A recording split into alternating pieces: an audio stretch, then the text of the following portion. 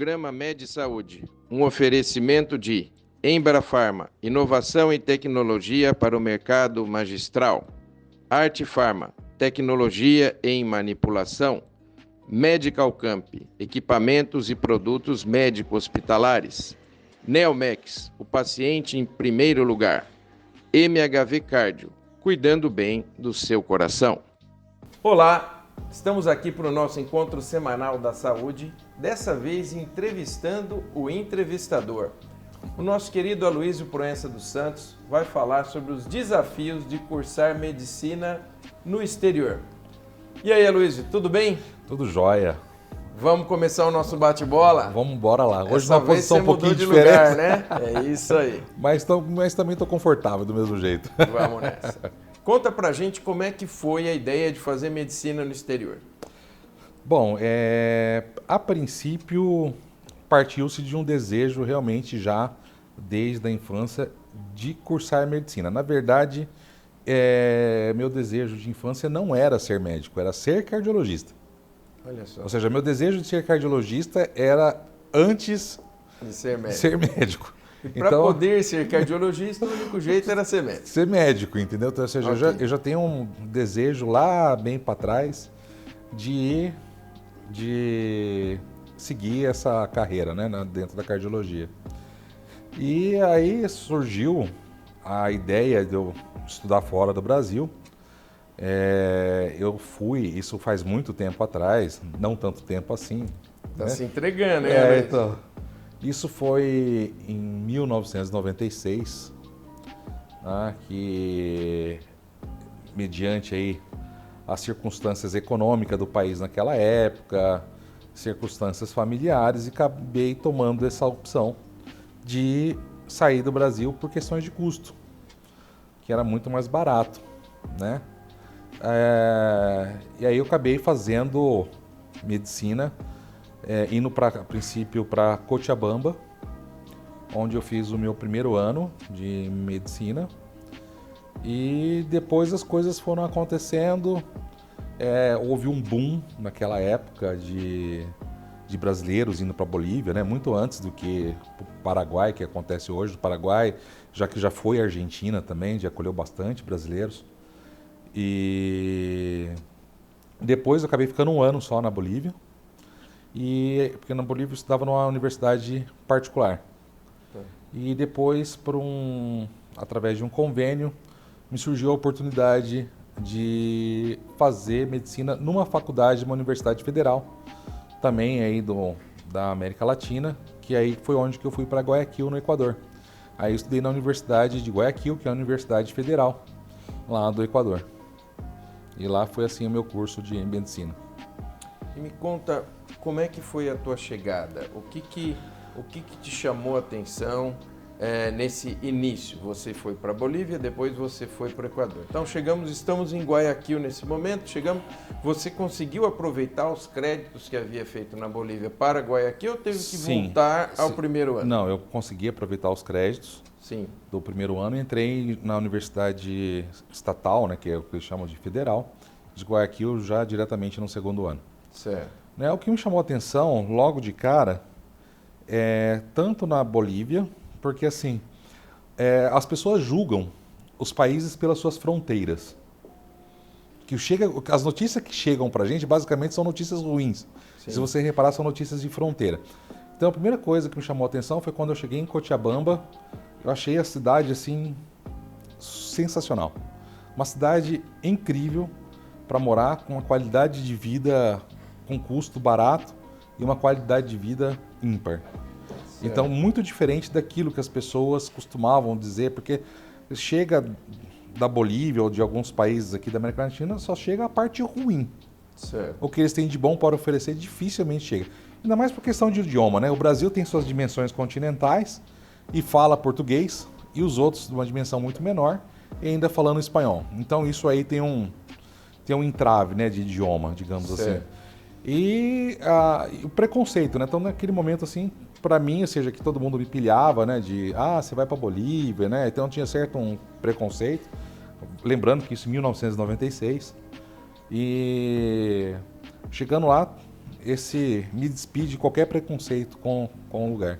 Muito diferente do que eu imaginava que fosse. Que seria.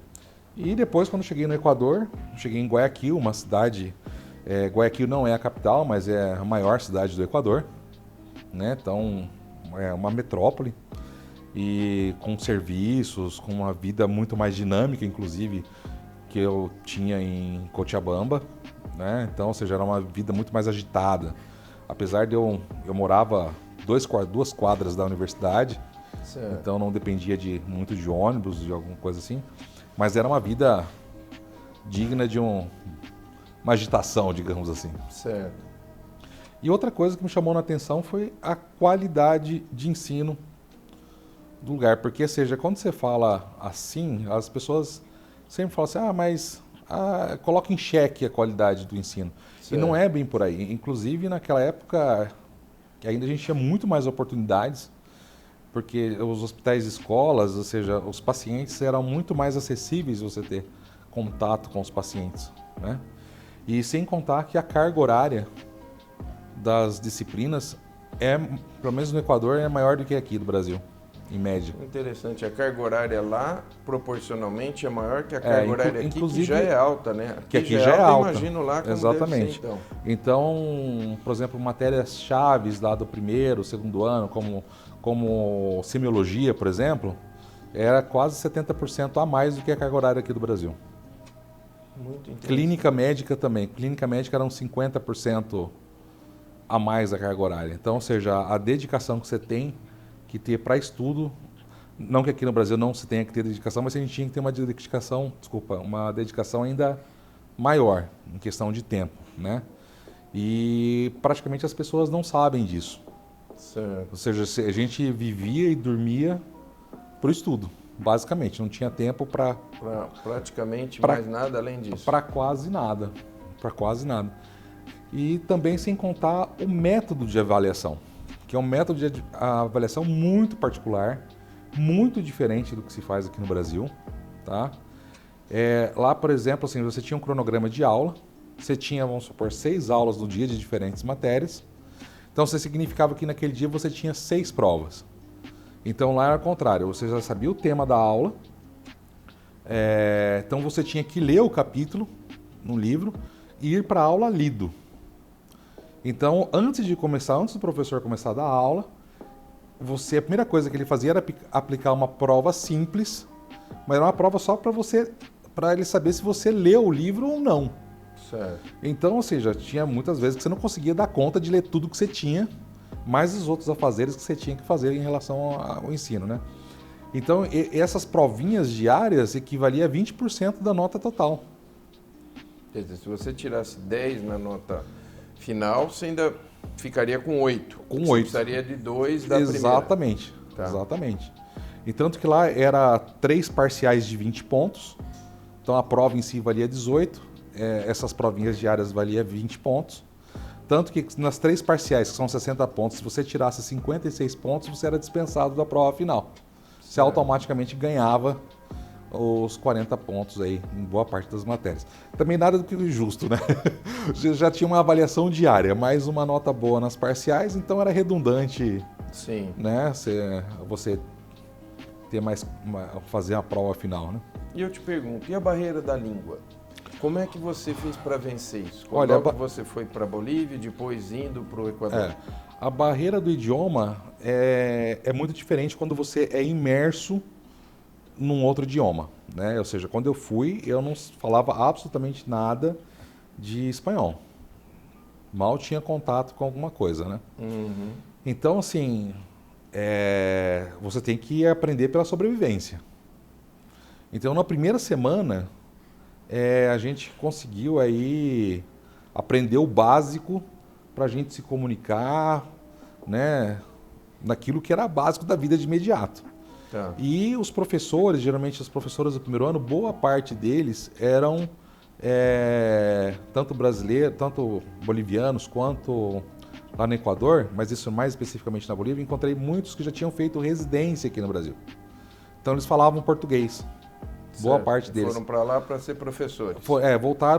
Vieram para o Brasil, fizeram residência de diferentes disciplinas e voltaram. E retornaram. Então eram bolivianos que vieram fazer residência e voltaram para lá pós-residência. Pós-residência. Então tinha um certo conhecimento sobre o Brasil e também tinha conhecimento do idioma.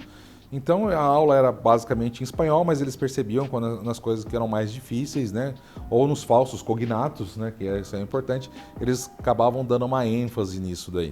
Certo. Né? Então isso era bem estruturado. Lá no Equador, foi onde que eu estudei de fato, que é onde que eu concluí o curso de medicina, onde que eu realmente fiz. Dos 6 anos, 5 você fez no Equador. No Equador, né? Exatamente. Então lá já assim, eu encontrei muitos professores que falavam português, que tinham feito residência no Brasil, mas já em especialidades, por exemplo, nefrologia, urologia, até subespecialidades de pediatria. Então tinha muitos professores já de especialidades que, assim, era uma gama imensa de professores que já tinham passado aqui pelo Brasil. E estamos lá no Equador estudando tal, e você tinha já nessa época a ideia de voltar, ou surgiu em algum momento a ideia de ficar por lá, de seguir vida no Equador? Olha, essa é uma pergunta bastante interessante, mas eu vou responder no próximo bloco. É isso aí. Não saia daí. Estamos aqui batendo bola. O Aloysio está sendo entrevistado e também está me ajudando aqui na condução desse programa. Estamos falando para você sobre fazer medicina no exterior. Não saia daí, já voltamos.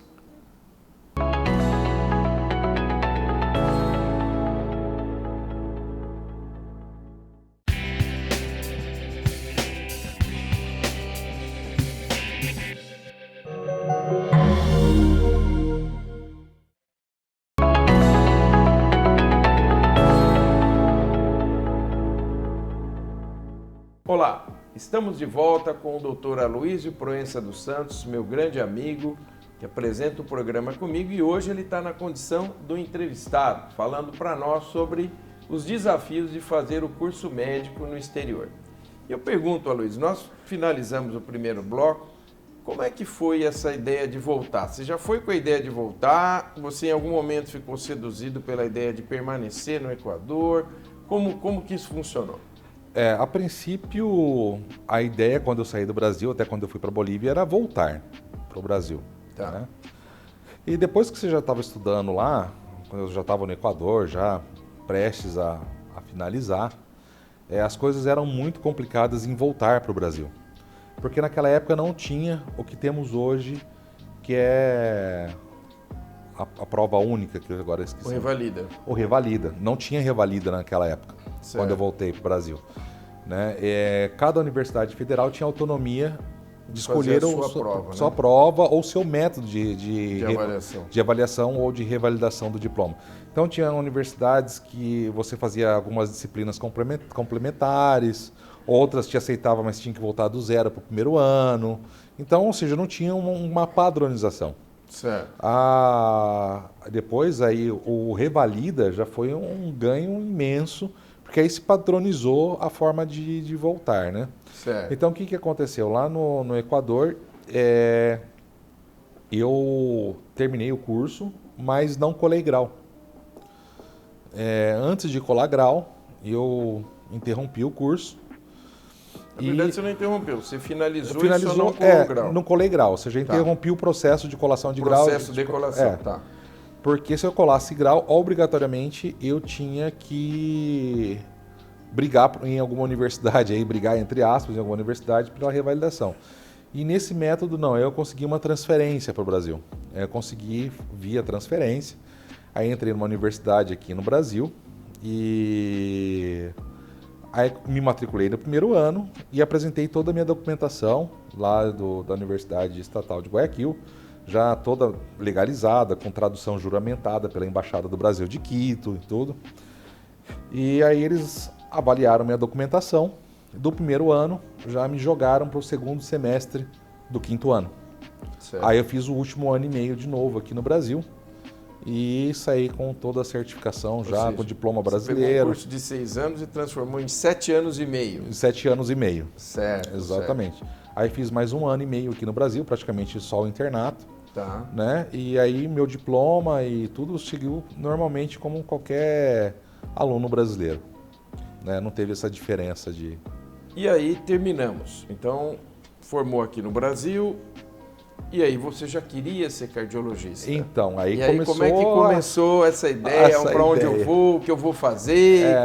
Como é que isso se deu? Então, eu só vou fazer um complementar antes disso daí, que é o seguinte. Antes de voltar para o Brasil, meu voltar para o Brasil foi completamente acidental. Sabe? Porque a princípio, lá, assim, como era muito difícil, que não tinha essa questão aí de uma padronização como revalida, eu já pensava em não voltar para o Brasil. Certo. Aí tinha 2 países na época que eu estava de olho assim que terminasse, que era o Chile ou a Espanha. Certo. Que o diploma do Equador tinha os processos de revalidação nesses países era mais flexível do que no Brasil, e o diploma, como era da Universidade Federal do Equador, por acordos aí tinha umas vantagens. E provavelmente se eu tivesse ficado naquela época eu teria escolhido o Chile, porque naquela época, pelo menos, as condições econômicas eram mais favoráveis no Chile do que na Espanha naquela época, que eu já tinha avaliado os 2 países e tal, então provavelmente era ter ido para o Chile. E aí, só te interrompendo, você se arrependeu de ter voltado para o Brasil? Não me arrependi. Tá. Porque, de todos os modos, aqui no Brasil eu consegui chegar onde que eu queria, que era, de fato, na cardiologia.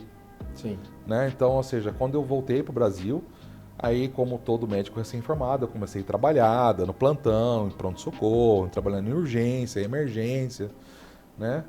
E aí, nesse tempo aí, me preparei e fui aprovado no IMC, em São José do Rio Preto, que é o Instituto de Moléstias Cardiovasculares, e fiz minha residência de cardiologia lá em São José do Rio Preto. Já no Instituto de reconhecido pela Sociedade Brasileira de Cardiologia, que tem um instituto que tem até uma repercussão internacional. Sim. Né? Participa aí de estudos, de novas medicações, ou seja, foi um sonho a ser realizado, fazer cardiologia no IMC. E aí você veio então para São José do Rio Preto. Isso. E aí finalizou o IMC. Que caminho seguiu? Vixe, aí eu me desvirtuei, digamos assim. Desvirtuou, você derivou do caminho. Vamos lá, conta para nós. Como é que foi? Aí você já era cardiologista. Já era cardiologista. Que você queria lá no início. Já estava no Brasil, formado aqui, seguindo o teu caminho, já é cardiologista por uma instituição de renome. E agora? Então, aí nessa época, quando eu saí do IMC, concluí a residência de cardiologia lá no IMC, me surgiu um convite para a cidade de Fernandópolis por uma coisa muito inesperada, né? Lá fui para ser coordenador do SAMU, mas do SAMU regional de Fernandópolis, mas lá com uma questão muito peculiar. Vamos só esclarecer para o nosso espectador o que é o SAMU. O SAMU é o Serviço de Atendimento Móvel de Urgência, que é acionado pelo telefone 192, né, que dá o sistema de ambulâncias que a gente chama pré-hospitalar, né, que atende os pacientes ou os doentes diretamente no lugar onde está ocorrendo, ou seja no seu domicílio ou num acidente de trânsito ou numa rodovia. Você já saiu da residência para ser um coordenador de um serviço num município que não é tão pequeno. Fernandópolis é uma cidade, no mínimo, de porte médio. Sim.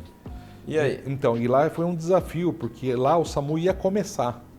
Então, ser coordenador do SAMU lá era desde a adequação do prédio, conforme as normas do Ministério da Saúde. E, inclusive, até eu brincava que eu fazia, que eu era porteiro, porque eu li tanta portaria do Ministério da Saúde.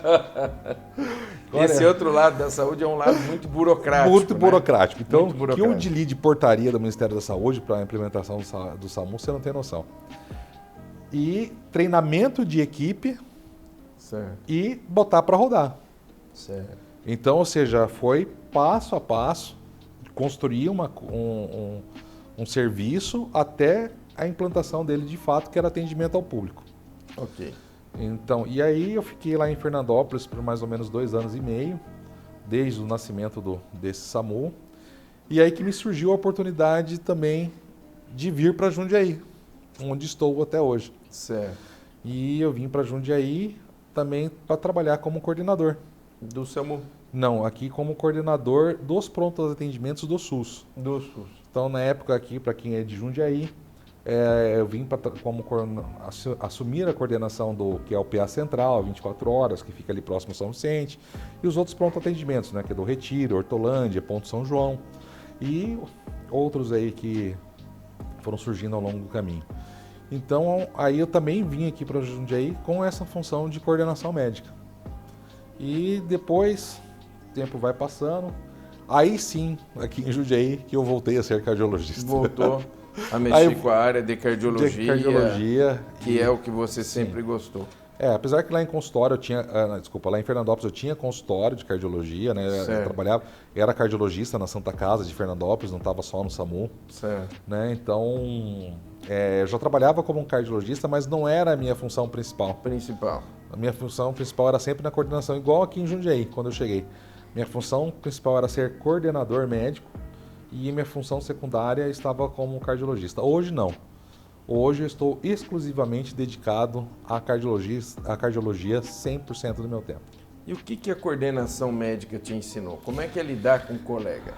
Olha... O que você poderia resumir para a gente que está pegando uma foto da tua carreira profissional?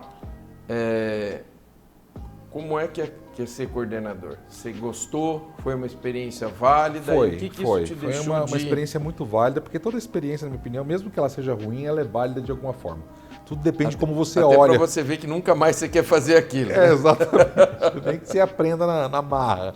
Tá. Não, mas assim, de forma geral, independente de ser médico ou não, quando você é coordenador, você é gestor de equipes, sua principal ação é ser mediador de conflitos. Certo. Né? Ou seja, isso é em qualquer área. Então, acho que isso não é uma exclusividade da medicina. Então, fazer gestão de conflito entre pessoas é um ponto-chave. E gestão de conflito entre médicos, acho que deve ser mais difícil. É um pouquinho. Tem umas coisas assim que é peculiar, digamos assim, da profissão. E qual foi o principal derivado de tudo isso? Se você pudesse resumir em uma palavra, o que você aprendeu com tudo isso? Olha, em uma palavra vai ser difícil, mas o que eu posso dizer assim... Numa frase, então, vou facilitar. Vou facilitar a minha vida. Não, mas não numa palavra, experiência. Tá. Eu adquiri muita experiência de vida e profissional durante esse meu trabalho de atuação a nível de gestão. E agora eu vou te espremer um pouco. E se te chamasse para gestão de novo, você iria? Olha, eu até iria, mas... Tem que valer muito a pena. Tem que valer muito a pena. Já não... Como... Vou até parafrasear você um pouquinho, às vezes, né? Então, se o contratante... Depende se ele quer, não querendo ser arrogante ou nada pretensioso, mas... Uma coisa é você querer andar de Celta, outra coisa é você querer andar de Ferrari, né? Tem seu custo. Exatamente. Ou seja, não querendo, repito, ser um pouco redundante, não estou aqui me colocando de forma a ser melhor que ninguém, mas assim, eu já tenho muita experiência adquirida ao longo do trabalho e isso é uma carga, uma bagagem que poucos têm. Sim. Então isso vale, não é que eu estou me colocando na frente... Claro. E a gente tem que saber que isso é importante. Sem falsa modéstia, saber quanto você vale. Exatamente. Quanto vale a experiência que você adquiriu ao longo dos anos. Né? Exatamente isso. Até porque a experiência, às vezes, para adquirir, a gente apanha. Dói, muito. Né? Leva muita pancada. Sim. Muita pancada. Então não é uma coisa tão simples. Tanto que, na época, tinha muita gente que me apontava e falava assim, né, que eu, entre aspas, ganhava um dinheiro fácil na coordenação. Até que uma dessas pessoas, quando eu saí, assumiu a coordenação. E falou para mim que a Luísa, pelo amor de Deus, eu não tinha noção do que era isso. Exatamente. Telefone tocando de manhã, de tarde, de noite, de madrugada. Problema, né? Você não imagina, não tem dia, não tem hora, não tem... Você fica preso a isso de uma forma muito ampla. Então... Por isso tem que fazer valer a pena. Muito bem. Estivemos aqui com Aloysio Proença dos Santos, nosso querido amigo, cardiologista, apresentador do programa Med Saúde, que nos trouxe conhecimentos importantes a respeito de cursar medicina no exterior e de todo o seu trajeto aqui dentro da medicina e da cardiologia brasileira. É isso aí. Não perca, canal 25 ou 525 NET, o seu encontro semanal com a saúde.